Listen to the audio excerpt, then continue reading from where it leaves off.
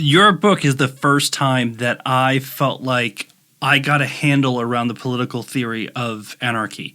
I think it's done by a lot of people, and we'll talk about whether or not it's like good and the people within it are good people or not.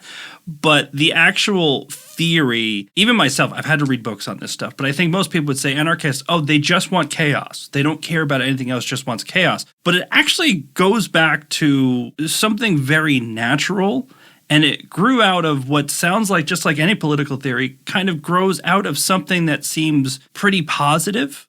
Can you tell me a little bit more about where does anarchy as a political statement start?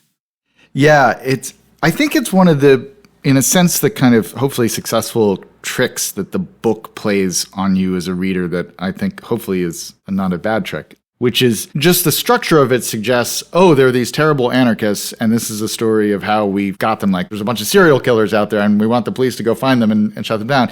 But then you read it, and it hopefully takes you in a little bit to the consciousness of some of these figures from this period and the context, right? Like, why they develop these ideas. It's a much more complicated set of circumstances and a more complicated vision of the world that I think, as you point out, has been largely lost in the word itself, which is kind of changed over time in part because of what the anarchists did. So the original meaning of the word, it just means no rulers, right? It doesn't mean destructive chaos. It just means a world where there's no hierarchy, where there's nobody in command.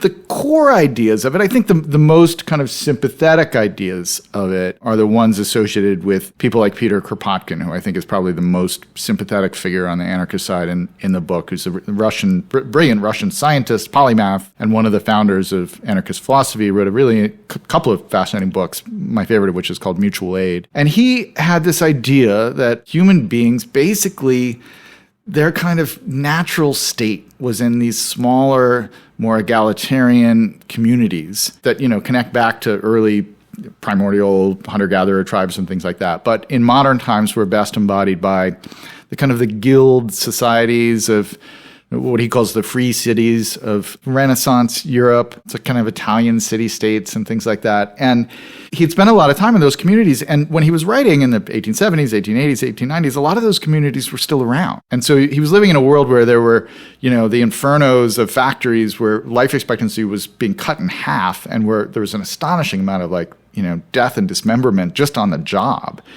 And these enormous modern lords were coming into the world in the form of people like Andrew Carnegie and John Rockefeller and all these figures who were making enormous sums of money at the cost of all these people who were working away in the coal mines and the factory floors.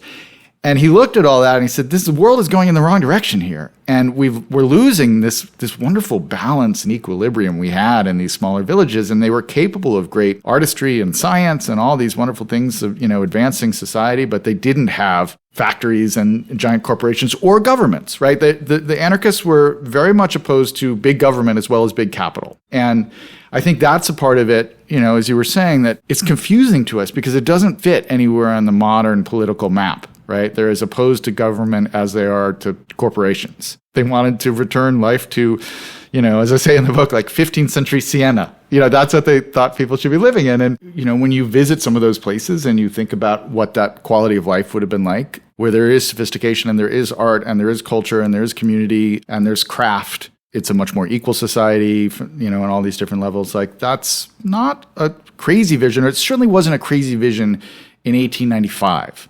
When all of this change had happened so quickly. It was at least conceivable that maybe you could steer it in another direction. It had only been 30 or 40 years in the United States that we'd really seen industrialization take off. Why wasn't it possible to maybe steer the ship in another direction? That was the context of the anarchist movement in terms of their political values and their vision of the society they wanted to build.